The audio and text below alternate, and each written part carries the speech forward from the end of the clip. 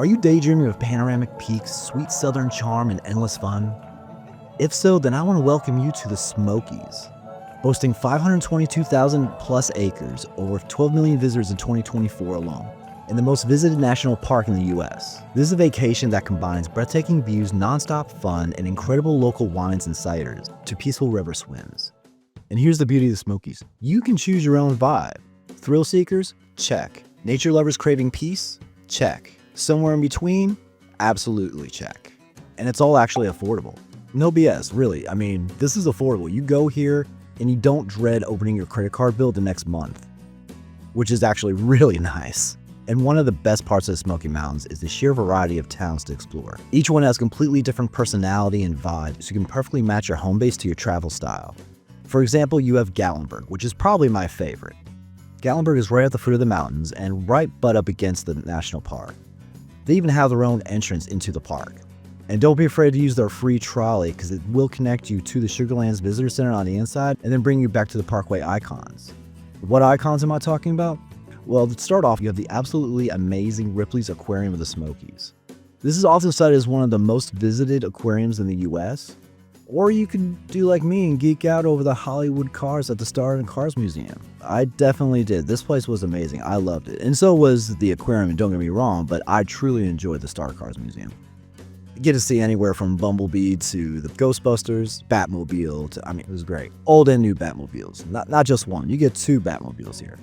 And you also have multiple sky parks, lift rides, museums, mountain coasters, and really a whole lot more when you add it all up.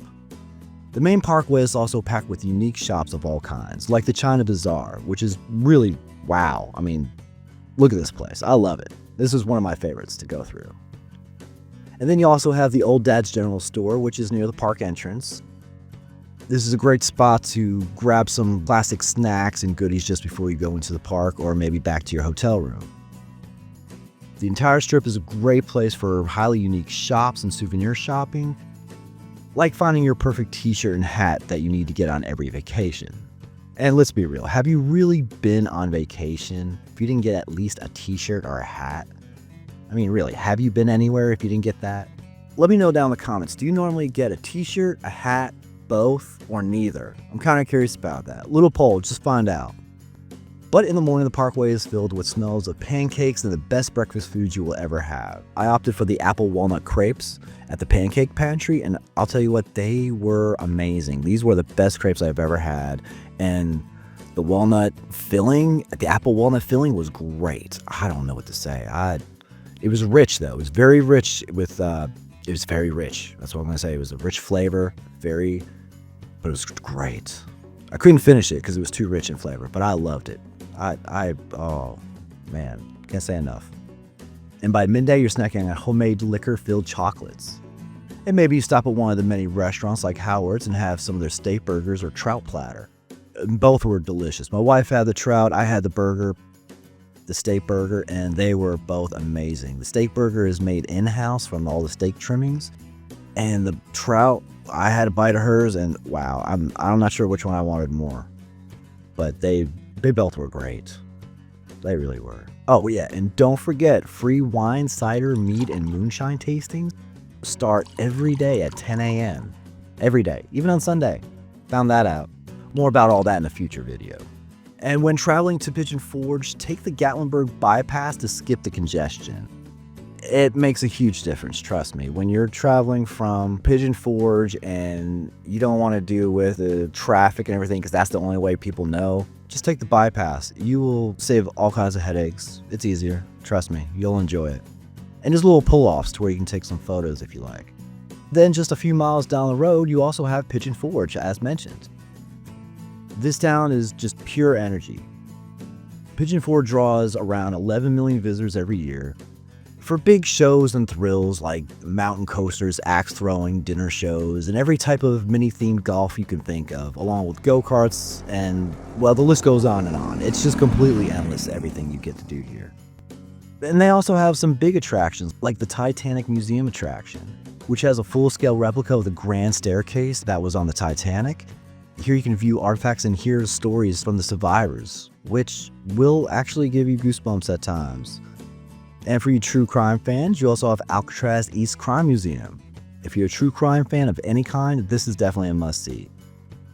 Then of course there's lots of places to eat, from your everyday chain restaurants to hometown favorites to dinner shows.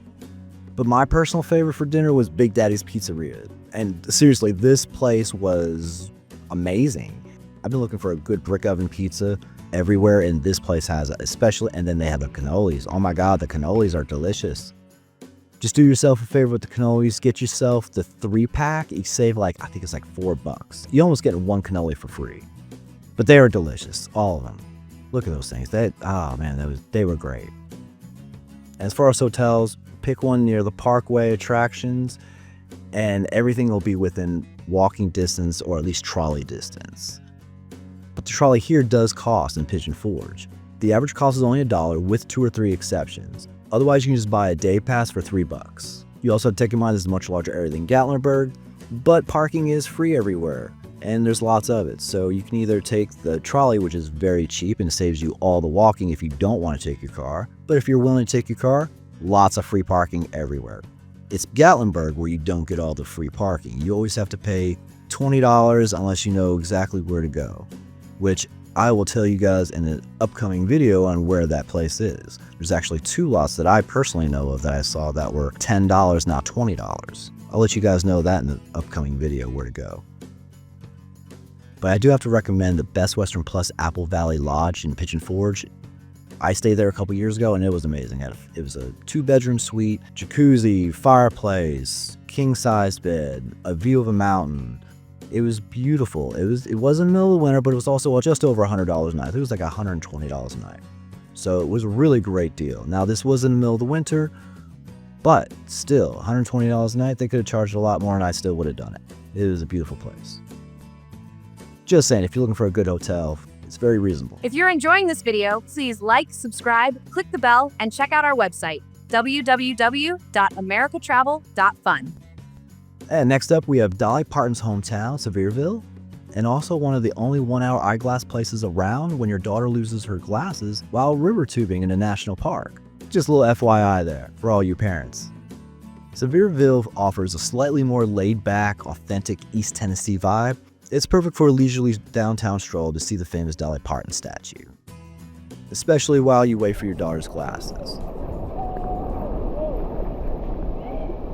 Did you leave your glasses in the car, I hope? No. You lost them? Yeah. You have spares? Oh, man.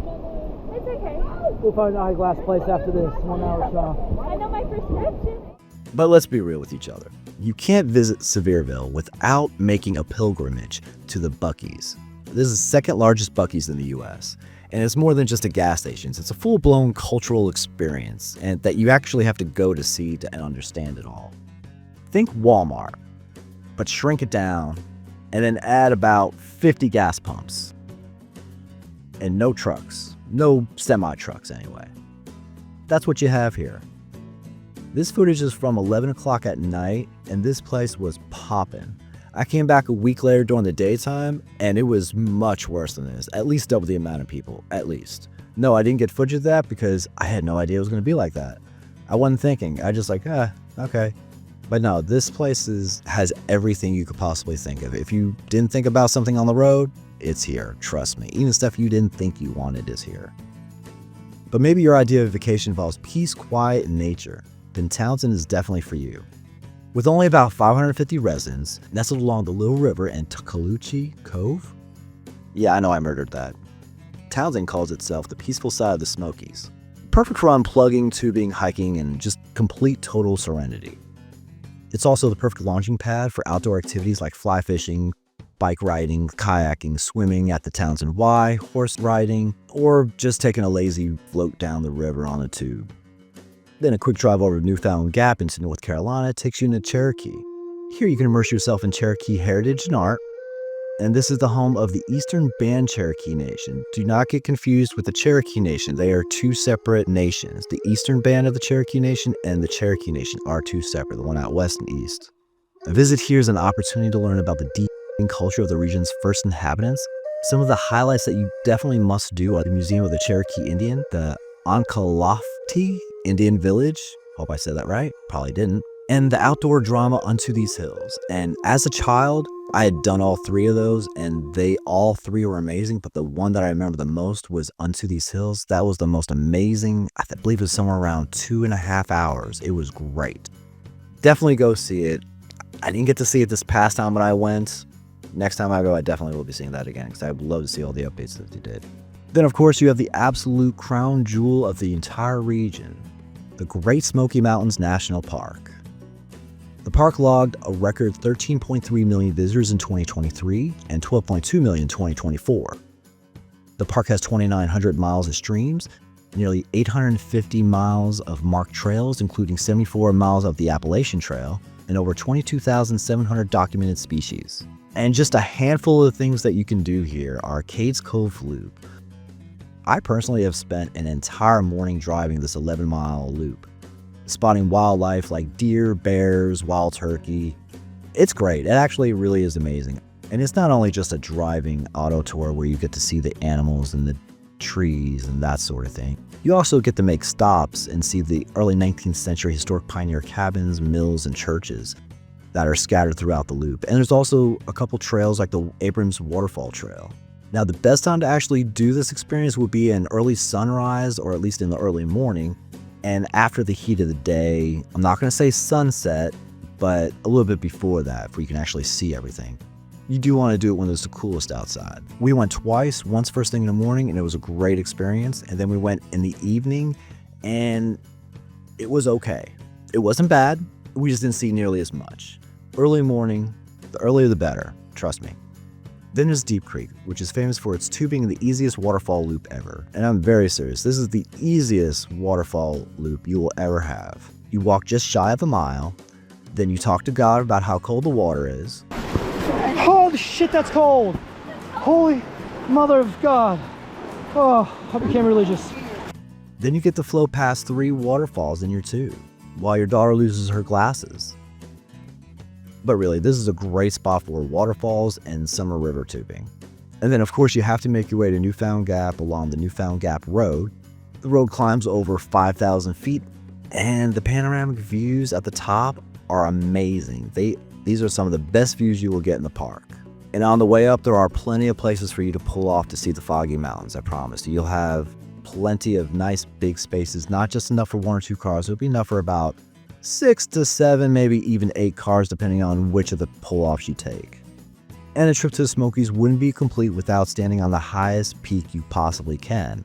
And this would be Clingman's Dome. This is a half-mile walk that is 100% worth it once you get to the top. On a clear day. Hopefully you don't actually see this. Instead, hopefully you see this. Now, parking is limited up here, so I would definitely try to do this one earlier than later. It's a very small parking lot, and it takes a little bit to get up there. And once you get up there, you don't want to hurry back down because you spend all that time getting up there. It's not the easiest walk. You'll feel it in your legs. I mean, it's paved all the way, but you'll feel it in your legs. You'll feel the burn. You'll feel the burn in your legs on this one, just because of how steep it is. But it's paved, it's nice, it's smooth. Then there are spots to rest along the way. And then there's the sinks, a quick and easy access to some waterfalls and where some people like to jump off the ledge and swim. The sinks is right off of Little River Road with a very small pull-off parking lot. And yeah, people can and do jump from the ledge into the reservoir. Now, how deep or shallow it is, I have absolutely no idea. I didn't do it.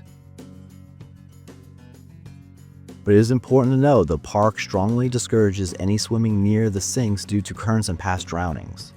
So, just because other people are doing it, I'm not saying you should. But this is what they did.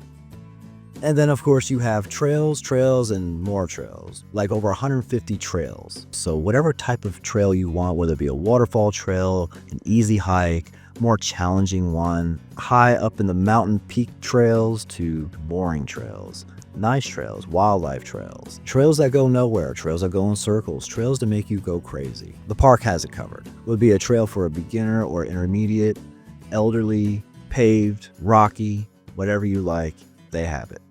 And of course, they also have scenic draws like Cades Cove, Roaring Fork Motor Trail, Newfound Gap, among others. And believe it or not, this is one of the only major parks in the United States with no entrance fee. But I do need to warn you, if you plan to park for more than 15 minutes, you are required to purchase a parking pass. Now, they're very cheap. It's only $5 a day or $15 for the week, which is not a bad deal. They're very cheap. And there's also an annual pass if you're more of a local, but I'm assuming if you're watching this, you're not a local. And all the details about the Great Smoky Mountains National Park parking tag will be coming in future blog posts at americantravel.fun, and also here on our YouTube channel we'll be making a video as well. So when's the best time to visit the Smoky Mountains? Well, that kind of depends on your appetite.